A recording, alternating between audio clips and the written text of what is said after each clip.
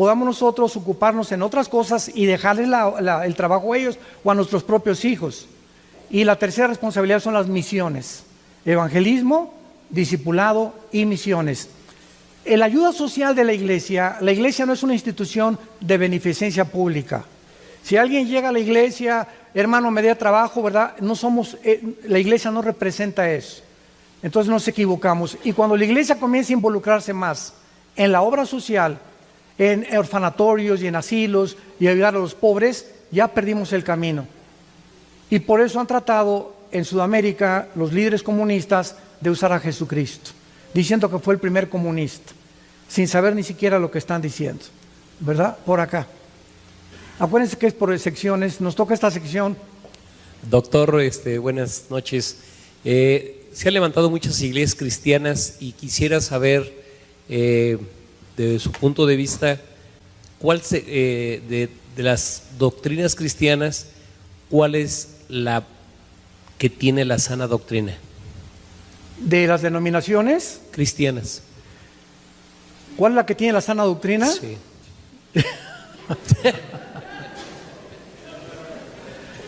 Mira, te voy a contar con mucho gusto. Mira, a través de una de las cosas más maravillosas de la Biblia es la diversidad. Lo que Dios le reveló a Jeremías no se lo reveló a Isaías, ni a Habacuc, ni a Zacarías, aunque todos desde luego estaban centrados en una doctrina esencial que es Dios, ¿verdad? Y la salvación del Mesías que vendría. Y así pasa también con las denominaciones. Los presbiterianos tienen la doctrina de la Reforma, que es muy buena teología. Los bautistas le dan más campo y más al evangelismo, a las campañas. Los pentecostales comenzaron a predicar a principios del siglo XX, dándole más énfasis a cosas del Espíritu Santo. Vino el movimiento carismático en 1970, 1980, que se desvió del pentecostalismo. Algunos están regresando, gracias a Dios, a la sana doctrina. Entonces vemos que a través de todos nuestros hermanos, si creen en la salvación por gracia y que viene la resurrección de los muertos y que es por la fe, no importa si son carismáticos, presbiterianos, bautistas, somos hermanos, son nuestros hermanos. Debemos respetarlos y amarlos. Las doctrinas no esenciales, como unos creen que se pierde la salvación, otros no. Unos creen que se debe hablar en lenguas, otros no. Unos creen el pretribulacionismo, mitribulacionismo, posttribulacionismo, etcétera, etcétera. Son doctrinas no esenciales. Y si tú me dices, pues yo creo que se pierde la salvación, digo, pues te voy a tener que decir que estudies un poco más la Biblia, ¿no? Pero no me va a alejar de ti, o sea, no voy a dejar de amarte. Y yo estuve en Estados Unidos hace poco en una iglesia de negritos. Mi esposa no lo podía creer. Me invitaron a una iglesia, ustedes saben cómo son los negritos, ¿no? Y Kane tiene una emoción y un dinamismo para cantar impresionante, pentecostales todavía. Y imagínate, ¿no? Me querían cargar ahí, levantar y me hacían así. Y pues yo sé lo que querían y no voy a predicar algo que afecte a ellos. Les prediqué un mensaje de profecías de Daniel nada más, ¿no? Pero nos amamos. Ellos sabían que yo tampoco creía en muchas cosas de ellos, pero nos une la sangre de Jesucristo. Entonces eso es lo más importante, ¿verdad? Que nos aprendamos a tolerar y amar y aceptarnos como somos. ¿Por acá? ¿Nadie? ¿Por acá? Buenas noches. Perdón. Buenas noches, pastor. Primeramente le pido a Dios que lo siga cuidando, protegiendo y lo guíe en camino de sabiduría. Mi pregunta es, ¿qué opinión tiene del movimiento G12 creado por el pastor César Castellanos? Debido a que ha tenido en algunas iglesias controversia, debido a que este movimiento fue dado por una revelación que él tuvo. Alan, te dije que iba a haber buenas preguntas. Muy buenas preguntas. Esto es una sesión maravillosa. Hace 3 días mi esposo y yo regresamos de Cancún, no de vacaciones ni a la playa, fuimos a un seminario de profecías y tuvimos 2 horas de preguntas y respuestas. La gente no se quería ir porque hay tantas preguntas, ¿verdad? Que los cristianos damos un mensaje y ahí se quedaron, pero hay tantas cosas en el alma que necesitamos responder, como esta del G12. Mira, hace algún tiempo Había un hombre que era senador en Colombia, César Castellanos, lo ametrallaron, casi lo matan. Se salvó, se fueron a Florida a vivir. Y cuando él regresó a Colombia, él está en Bogotá, también está en la televisión de enlace, César Castellanos, comenzó a idear un sistema que le llamó G12. Y supuestamente él lo basó en los 12 apóstoles. Entonces comenzó a enseñar que solamente se juntaban 12 en todos los grupos de discipulado. Ya desde ese punto de vista, ¿por qué no 8? ¿Por qué no 13? ¿Por qué no 15? Cuando dogmatizamos, hermano, cuando hacemos algo casi como una ley, tienen que ser 12, simplemente porque fueron 12 apóstoles. No hay ese patrón en el Nuevo Testamento para estudiar. Donde 2 o 3 se reúnan, ahí está Cristo en medio. Por ahí. Luego, por el otro lado, comenzaron a usar las regresiones. O sea, que tenías que regresar a tu infancia para ver qué te pasó en tu infancia, cosa que hace el psicoanálisis freudiano. Entonces comenzó a mezclar el cristianismo con el psicoanálisis freudiano. Y cuando comenzaron con esa situación, entonces comenzaron a salirse mucho el camino. Tengo entendido que ya han corregido bastante esta doctrina. Pero esto es lo que te puedo decir, yo no lo recomiendo a nadie. Pero ellos son cristianos, pero ese sistema de enseñanza no es bíblico. Por acá, sí. Muy buenas noches. Quería yo preguntarle en cuanto a los matrimonios que ahorita ya se disuelven con mucha facilidad. Tengo tiempo de ya conocer su palabra del Señor, y desde que yo inicié casi mi matrimonio, yo sabía que al momento que uno quisiera separarse solamente era por causa de una infidelidad, de una cosa así. ¿Cuál es su pregunta? Limitémonos a la pregunta nada más para que tengamos oportunidad de darle más oportunidad a otras personas. Sí, quiero saber... ¿Las causas del divorcio? Sí. ¿Cuál es la causa del divorcio? Adulterio y abandono de hogar. 1 Sí. Corintios capítulo 7. ¿Y qué pasa si en el caso del hombre o la mujer se puede volver a casar si en un momento... Lo voy a explicar, sí. Adulterio y abandono de hogar. Vemos nosotros en el Antiguo Testamento, dice Malaquías, Dios odia el divorcio. Sin embargo, le dio permiso a Moisés, carta de divorcio, por la dureza del corazón. En otras palabras, hay personas que tienen un matrimonio tan tóxico que si siguen juntas se matan, a ese grado.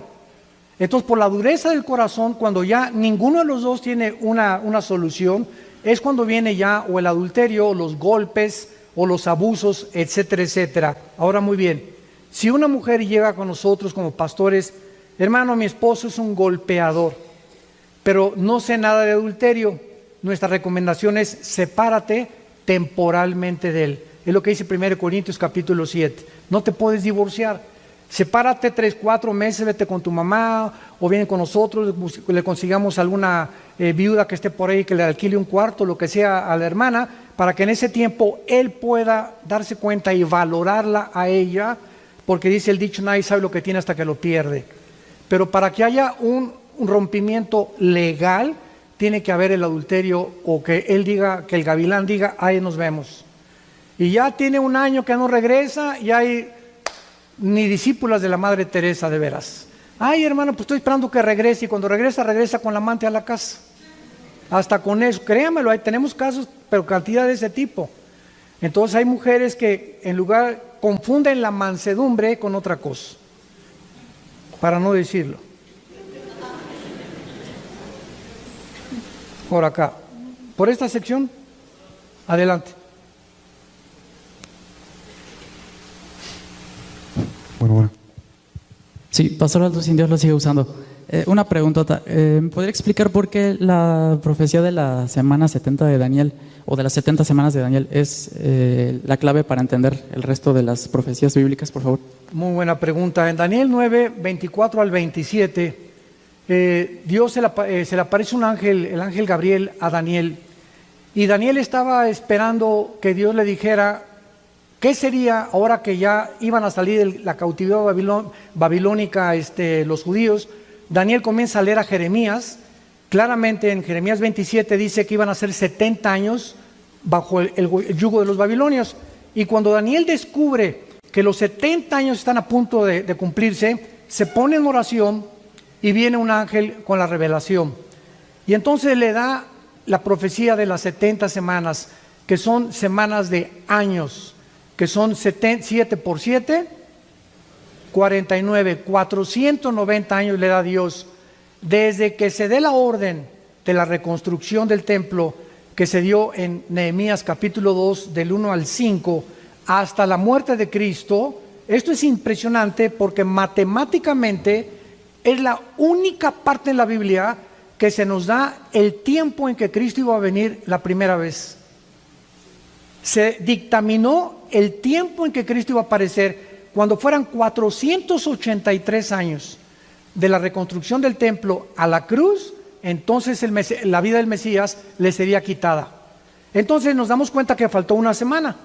Se cumplieron nada más 483 años, faltan 7 años que son los de la tribulación. Entonces Dios detiene el reloj con Israel y se vuelve a la iglesia. La iglesia entra, Romanos capítulo 11, y somos injertados en el olivo natural. Nosotros somos el olivo silvestre. Entonces Dios tiene que terminar con Israel porque le faltan 7 años a Israel para que Dios termine con ellos. Entonces la iglesia no puede estar aquí porque para que Dios trate con Israel, la iglesia tiene que ser sacada. Y por eso va a sellar a 144,000 judíos de cada tribu. Y va a levantarse 2 testigos judíos también, que van a ser los últimos testigos de la época de la tribulación. Y esta es la razón por la cual es imposible que la iglesia atraviese la tribulación, porque es un periodo de juicio que corresponde a Yom Kippur, a la fiesta de la expiación de septiembre y octubre, que también le falta cumplir a la nación de Israel. Sí. Bueno. ¿Qué tal? Buenas noches, pastor. Soy Luis Nieto. Mi pregunta es la siguiente. Bueno, se ve un panorama mundial que acaba de plantear usted, muy interesante, en donde vemos la llegada del anticristo y la llegada nuevamente de nuestro Señor Jesucristo. Pero como iglesia he tenido la oportunidad de trabajar con un grupo grande de pastores. La iglesia ahorita está en una posición en la que no sé cuál es su punto de vista. Hay mucha separación, muchas ideologías, cuesta mucho trabajo que la iglesia se ponga de acuerdo para alcanzar el mundo de una forma, alcanzar a los perdidos de otra forma. Hay mucho activismo, las iglesias están llenas de actividades, el mundo afuera está perdiéndose y la iglesia está muy separada. ¿Cuál es su opinión sobre esto? Estamos en lo que se profetizó como la apostasía. No nos sorprendamos de la barbaridad de herejías que se están introduciendo a la iglesia, de falsas doctrinas. Ahora que fui a Cancún me dijeron que ya no hay apóstoles, hay querubines. Increíble, o sea, yo creí que era un chiste. No, hermano, ahora son querubines, ya no son apóstoles. O sea, hay una barbaridad de titulitis y de cosas que están pasando y mucha gente se está desanimando por eso, pero al contrario, Jesús nos los dijo, he aquí se los digo con anticipación para que cuando suceda se acuerden que yo se los dije antes. O sea, tenían que pasar estas cosas y cuando vemos que se están cumpliendo las profecías y que la iglesia ha entrado en esta espiral de casi autodestrucción, nos damos cuenta que nos encontramos más cerca que nunca del arrebatamiento de la iglesia. Entonces todo esto tiene que suceder, hermano, porque los corazones tienen que ser probados. Jeremías 1 Corintios 11 dice la Biblia, es necesario que haya divisiones para que se prueben los corazones. Y a través de todo esto se está limpiando la iglesia y están cayendo cantidad de pastores, cantidad de personas, entre comillas, que se decían cristianas. Y un cristiano nacido de nuevo nunca se rinde, ni se da por vencido, porque Dios no nos ha dado espíritu de cobardía, sino de poder y amor propio. Regresamos aquí a esta, bueno. Bueno, sí, bueno, mi pregunta en concreto es, en toda esta situación de la geopolítica, México, nuestro país, ¿qué función o qué visión tiene en el mundo, en esto de la cuestión geopolítica? Ni que está México ni Querétaro aparecen en la Biblia.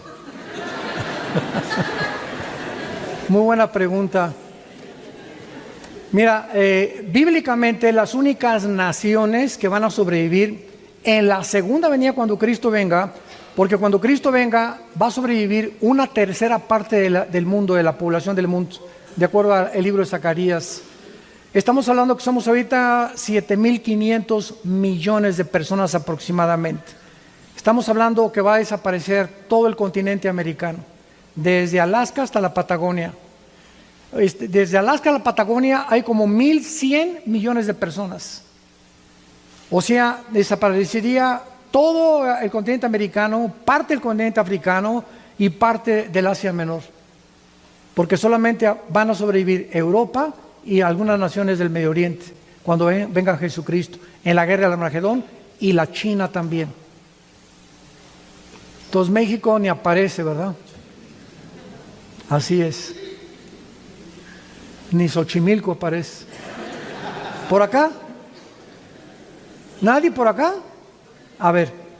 ¿Qué consecuencias hay de la violación del pacto sempiterno? El pacto, el de Isaías 24. ¿Qué consecuencias hay para nuestra actualidad? Fíjate, mencionó el hermano cuál es el pacto sempiterno, cuáles son las consecuencias. Hace algún tiempo le pregunté a Dios leyendo Daniel 8, que dice, cuando los transgresores lleguen al colmo, se manifiesta el anticristo. Es una profecía de Daniel 8. Y yo le pregunté a Dios en mi corazón, Señor, ¿cuándo la humanidad o la sociedad puede llegar a un límite o un punto donde sea el colmo, como llegó Sodoma y Gomorra al colmo, para que tú ya vengas y establezcas el juicio? Y ahí lo dice en Isaías 24, del 3 al 6, es el matrimonio. El matrimonio y la familia es el cimiento de toda la sociedad, es la base de toda sociedad. Y cuando llegamos al grado, siempre ha habido divorcios, transgénero, homosexuales, lo que tú quieras, pero nunca se había institucionalizado el matrimonio gay, y peor, darles adopción. Un niño necesita un papá y una mamá. Lo que el papá le da al niño no se lo puede dar la mamá, ni la mamá al papá. Por eso la mujer y el hombre somos tan diferentes. Y todos necesitamos crecer con estos dos tipos. El muchacho necesita un perfil masculino y necesitamos a la mamá también que nos dé su cariño, su bondad, y como son las mujeres. Entonces, cuando llegamos a este punto donde ya hasta a los niños se les están dando adopción, es cuando nos damos cuenta que ya no somos humanos. Ya estamos en el punto de la deshumanización. El pacto sempiterno, dice Malaquías 3, es el pacto del matrimonio. Y es donde nos encontramos actualmente. Allá atrás. Quería preguntarle que me sacara de una duda sobre lo del diezmo. ¿Sobre quién? Sobre el diezmo. Ah, el diezmo. Ajá. Lo que pasa es que cada que se da una clase en la iglesia tenemos que estar pactando. O sea, diezmo. Eso no es bíblico. Exactamente, por eso quería que... Muy bien, quiero decirles algo. El diezmo ya no es del Nuevo Testamento. Esto es muy importante saber, porque el diezmo era obligatorio en Israel.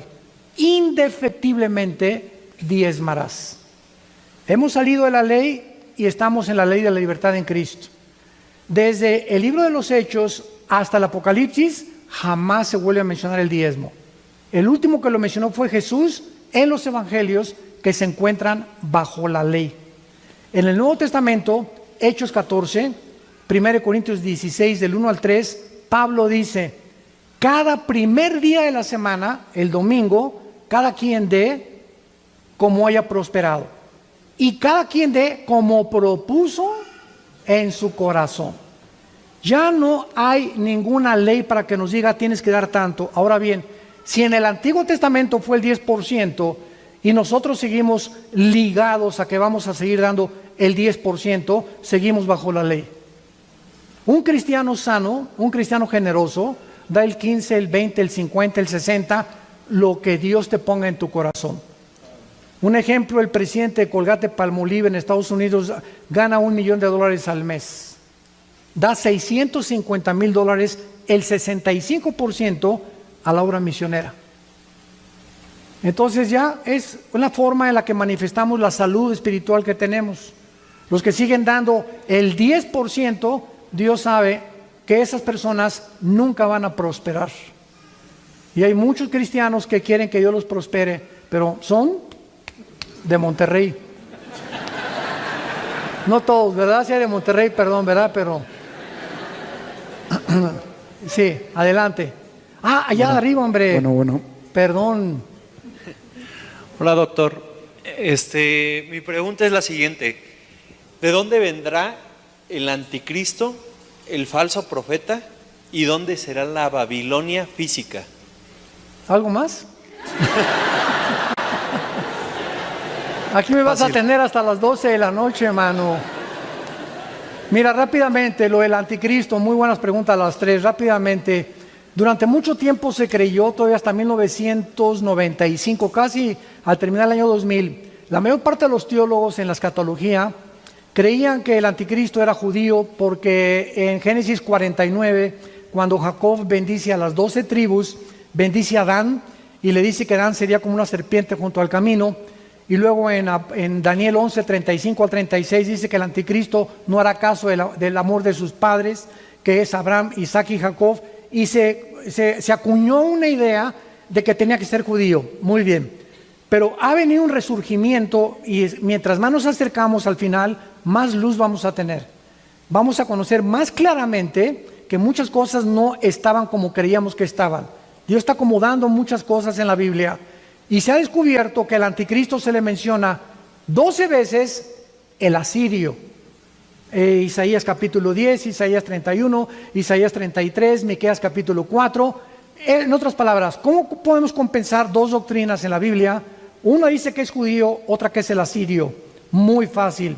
Cuando Israel, las 10 tribus fueron sacadas por los asirios 700 años antes de Cristo, o sea, hace 2700 años, las 10 tribus se dispersaron por el mundo entero. Y ahorita no lo sabemos, pero hay judíos mexicanos, judíos guatemaltecos, judíos italianos, judíos africanos, judíos etíopes. Los judíos están mezclados con el mundo entero. Entonces lo más lógico es que el anticristo va a ser de Asiria y judío también. Yo el otro día comencé a ver en Netflix series, ¿verdad?, que puedo recomendar y que no todo lo que se ve ahorita en la televisión, se llama El Espía, que es la vida de Eddie Cohen, el espía más grande que Israel ha tenido, que lo mandaron a Siria y estuvo como 8 años, como el hombre más rico, lo mandaron a Siria para poder infiltrarlo en el gobierno de Siria y finalmente lo mataron. Pero él era egipcio judío.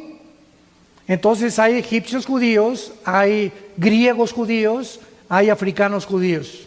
Entonces por eso va a ser asirio y va a ser judío el anticristo, pero va a surgir de la zona de la Mesopotamia, entre Irak y entre Siria. No va a surgir de Europa. Europa va a unirse con el Medio Oriente y él va a hacer esta confederación de 10 naciones. El falso profeta va a salir del Vaticano. Te lo digo al tan. Y hace 4 días, escuchen esto, hace 4 días, con el respeto que se merece mucha gente, el Papa Francisco hace 4 días, véanlo en internet, acaba de mandar un comunicado mundial. Se lo venía ahorita compartiendo a José Luis, el que me hizo el favor de traerme del hotel para acá.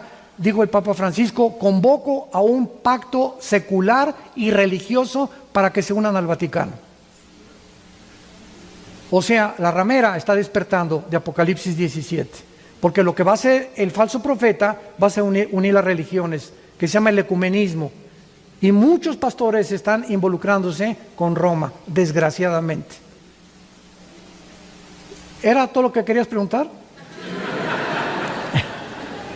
Me da mucho gusto que tengan ese tipo de preguntas de veras. Allá arriba otra pregunta. No, arriba, perdón. Porque le estamos dando oportunidad a los de arriba. Ahorita vamos con usted. Sí, yo quería preguntar precisamente algo parecido acerca del ecumenismo. No entiendo muy bien qué es el ecumenismo, pero me llamó la atención porque en internet hay personas, pastores conocidos quizá a nivel mundial, también cantantes de música cristiana, que están apareciendo en internet, que se están reuniendo con líderes en el Vaticano. Eso es el ecumenismo. Pero la Biblia, ¿qué nos dice acerca en qué puedo yo entender, por ejemplo? En Apocalipsis 17, la gran ramera, que ha embriagado con su vino a todas las naciones. Y esa gran ramera es una mujer que se personifica montada sobre una bestia, que es el anticristo. O sea, la ramera es el poder religioso gobernando el poder político en los primeros 3 años de la tribulación. En el capítulo 17, del 10 en adelante, el anticristo se deshace del poder religioso, queman el Vaticano o queman Roma y se erige el anticristo como el único Dios. Entonces, el poder político siempre ha usado al poder religioso. Y acuérdate, ¿cuáles fueron los 2 espíritus que mataron a Cristo?